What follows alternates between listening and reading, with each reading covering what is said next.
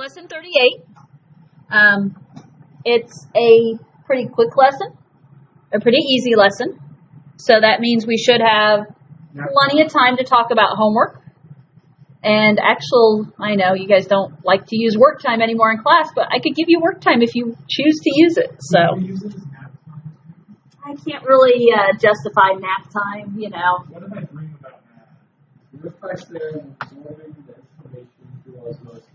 I have to be able to justify what's going on. My opinion is always, I have to be able to justify what's going on to an administrator if they walk into my classroom.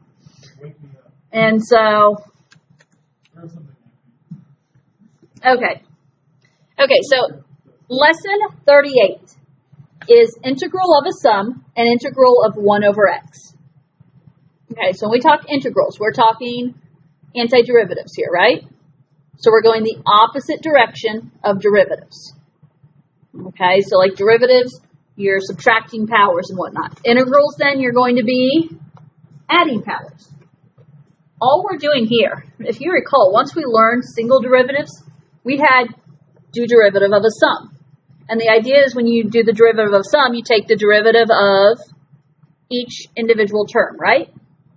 Well, the idea of an integral of a sum is it's the integral of f of x plus g of x dx. It can be broken in, you do the integral of f of x dx plus the integral of g of x. So it's basically just the official rule that says you take the integral of each term. That's officially what it says. Now, there's some notation I'm just going to show you that if you do need to break things up or see things broken up, I can show you what that looks like, but I'm not really teaching anything really new today because it's just taking the integrals, which you pretty much already know, and the idea that you can do each of them individually. Okay? So, as we look at example 1, the integral of 6s to the 12th plus 5s plus 3e to the x plus 4 ds.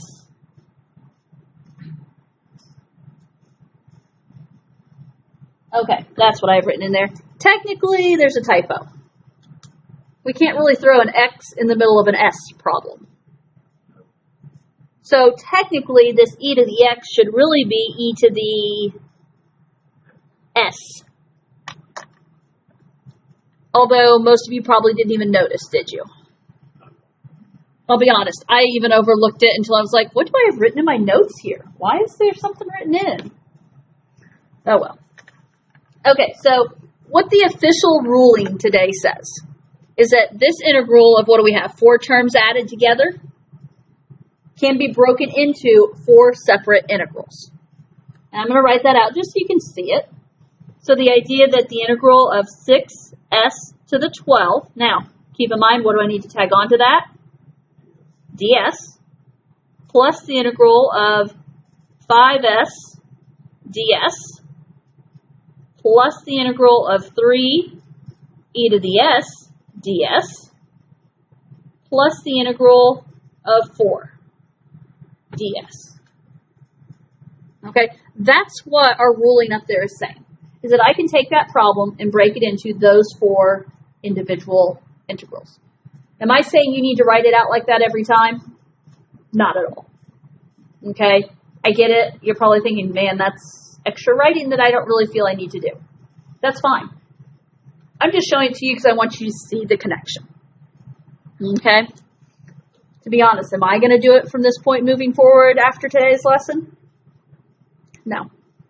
Now, officially, the other thing, we learned, I think it was last week, what can be done with these constants? Like 6, 5, 3, and 4. Again, just worrying about notation here. Yeah, you can put them outside the integral, yes? And again, do we usually? Not necessarily, but I want you to be familiar with that because you could see something like that on a test or something, like an AP test or something, right? So again, I'm just going to write one more line here. Is that this 6s to the 12th ds, I could change it to be 6 times the integral of s to the 12th ds. plus, instead of 5s, I can say 5 times the integral of s ds. Plus, instead of 3e to the s, I can say 3 times the integral e to the s ds. And lastly, this is the interesting one. Yes, you can pull that 4 out front. So it's 4 times the integral of ds. And you can have that. It's just like saying a 1 ds is what it's saying.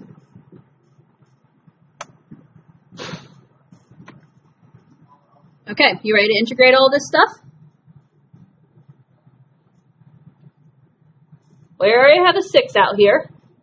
What's the integral of s to the 12th?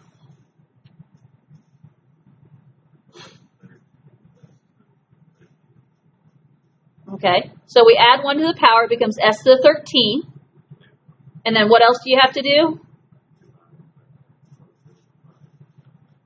You have to divide by that 13 though, right? Okay, because we're doing the integral, we add 1 to the power, so 12 plus 1 is 13, and we divide by that new power of 13 as well. Now, what about this 6 that's already out front? It's just going to multiply in, right? So put it all together. Final answer? Okay. 6 over 13 s to the 13th is how I would probably write it. That's me adding 1 to the power, dividing by that new power, and keeping the 6 that was already out front. Plus, what about 5 times the integral of s? What's the integral of s?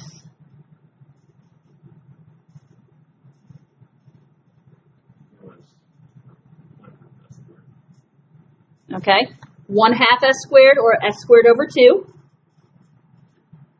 Put in this 5 here, and what do we have to say? 5/2 s squared. S squared. Good. 3 times the integral of e to the s. What's the integral of e to the s? E to the s? Because what's the derivative of e to the s? E to the s, right? Derivative of integral, same thing. So this is just 3e to the s. 4 times the integral of ds.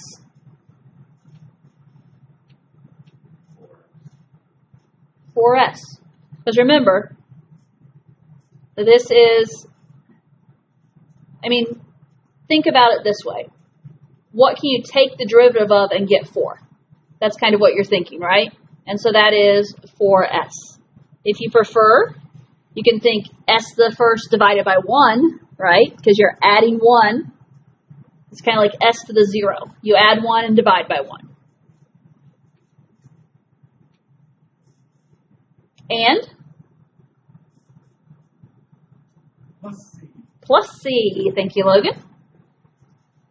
Do I need a plus c for every single integral? No. Thankfully, no. Otherwise, that would be like minus 4 points on a test problem if you forgot 4 different c's. So no. It started as one integral. We broke it. It doesn't matter how many integrals you have along the way. It's just one big problem, so there's 1 plus c on the end.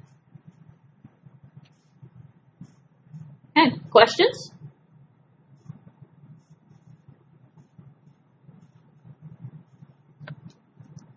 Okay.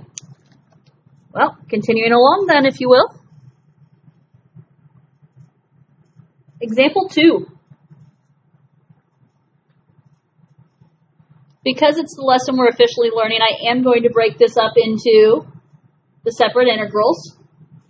Again, not saying you have to when you do homework or anything. And I'm also going to go ahead and pull the constants out front. So, if I rewrite this, the integral of 6 sine u plus 5u to the negative 5th plus 3e to the u plus 2. Okay, so 6 sine u can be rewritten as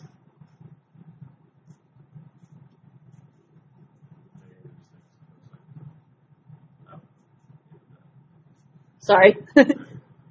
6 times the integral of sine u du. Plus, what about 5u to the negative 5th? Pull that 5 out front. 5 integral u to the negative 5th du. Plus 3e to the u. So 3 integral e to the u du. Plus, there's just a 2, so that's 2 times the integral of du, if you will.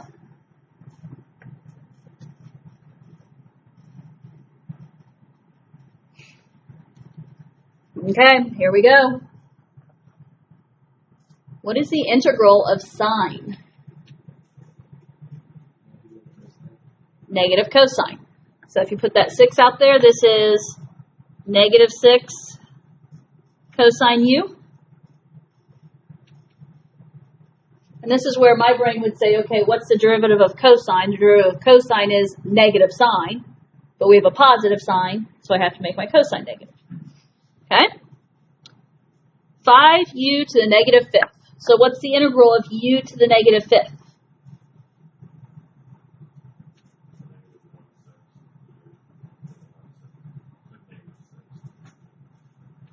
Think again.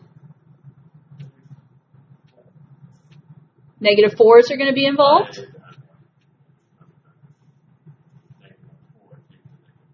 Okay, so yeah, be careful here. In class we had a negative 6 said, add 1. Negative 5 plus 1 is negative 4. So you're dividing by negative 4. And there's a 5 out here. So if we think u to the negative 4th divided by negative 4, or negative 1/4 u to the negative 4th, put the 5 on here and it's going to be like a minus 5/4 u to the negative 4. That's how I'm going to write it. Okay. 3 times the integral of e to the u du. What's the integral of e to the u? E to the u. So this is going to be a 3e to the u. Plus 2 times the integral of du. So what's that 2 become? 2u. We add a power of 1 on there.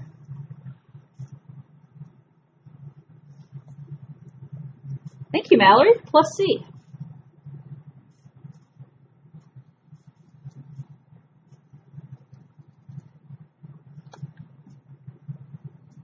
Okay.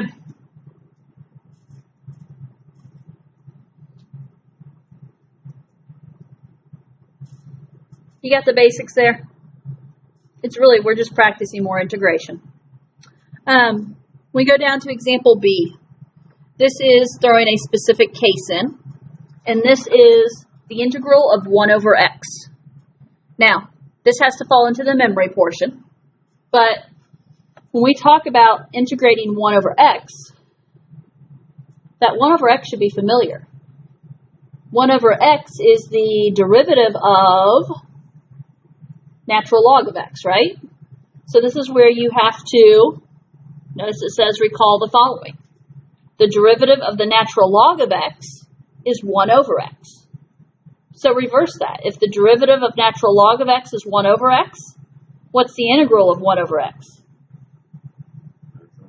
Natural log of x, and that really should say not equal c, but plus c.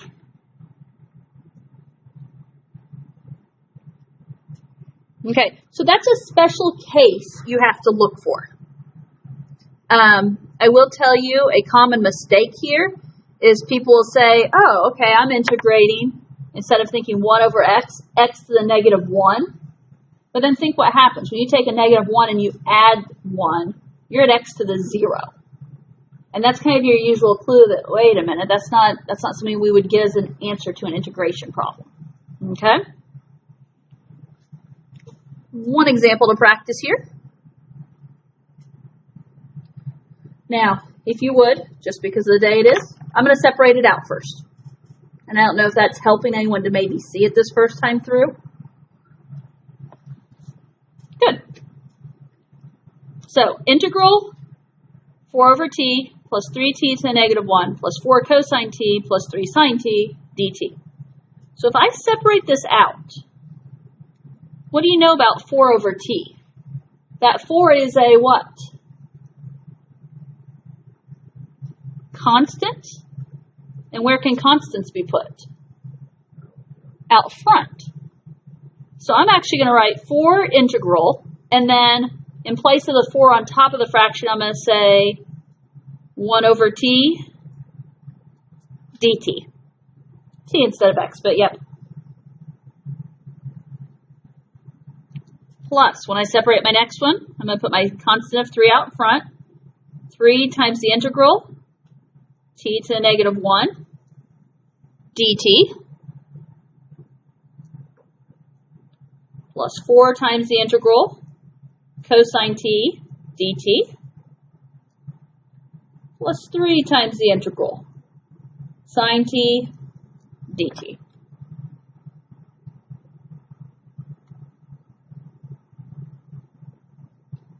Okay. 4 times the integral of 1 over t dt.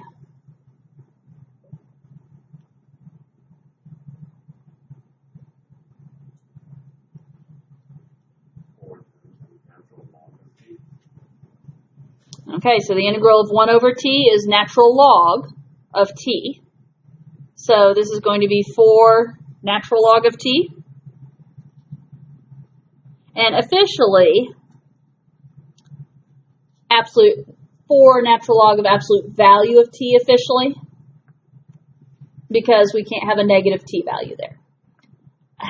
I'll be honest, do we always see the absolute value written in? Not always.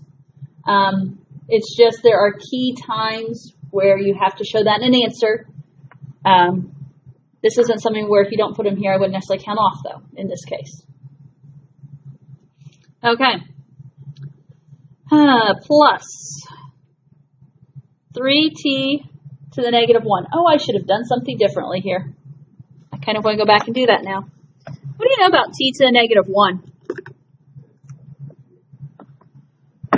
Yeah, I kind of wish I would have done that first, so I'm actually going to cheat and white out. T to the negative 1 is really 1 over t. And my brain just kind of overlooked it, but here's what happened is I started to say, okay, negative 1 plus 1 is 0. Wait a minute, didn't I just say I'm not going to get t to the 0 when I integrate? And so, what does this problem really become? Yeah. 3 natural log of t. Okay. Plus 4 natural log of cosine t. Natural log. No, integral of cosine t. What's the integral of cosine? So derivative of sine is negative cosine? Positive sine? This is going to be a plus 4 sine t. Okay, so this is where we have to think. If I go backwards, I'm taking the derivative, right? The derivative of sine is cosine.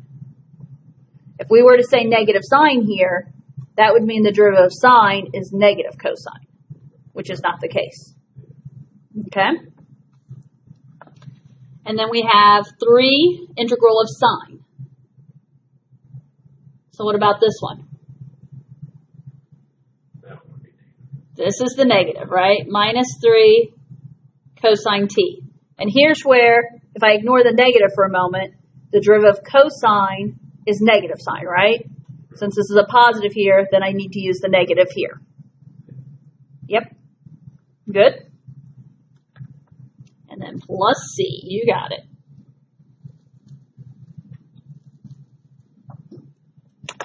Okay. It's your choice how many of these you write out. Like how much you spread it out, if you write the individual integrals, if you separate the constants, those are your choices. If you are at the point where you feel like you can just write your final answer on this type of problem, I get it. That's fine. Eventually you will be. Okay? If you're not at that point, you're thinking, no, it's helpful to spread them out, to separate those constants, then do it.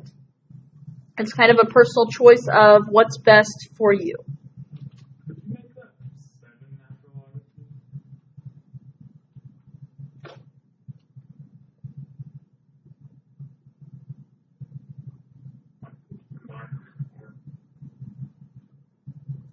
That is a good question.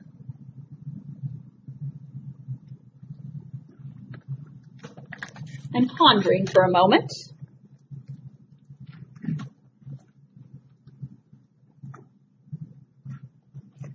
And I'm pondering because if I can, why have I not done that in the past?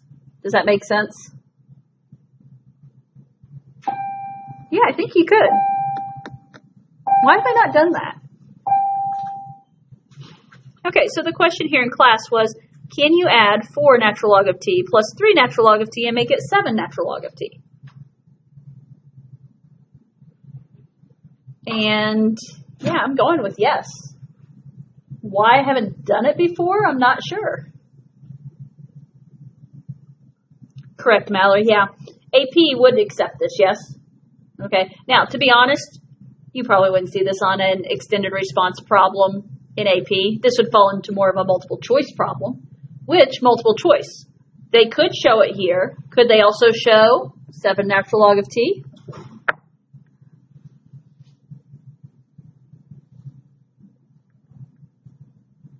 Right. So yeah, I agree. It could be 7 natural log of t. Okay. Valid point. Just kind of, why have I not done that in the past? I probably had the conversation other years too. So, good catch. Do you ever use minus c for anything, or is it always plus c? It's always automatically put down an assumed plus c, with the idea that c could be negative. If you put down a minus c, then that changes the sign on whatever c is, and that just makes it all confusing. So it's always just an assumed plus c. Yep. I didn't know if there was something weird that we used minus c for. Nope. You will always just automatically put plus c no matter what. So, and eventually we'll talk about ways to find what c is. So, eventually we'll do some where we have to find c, but that's another day.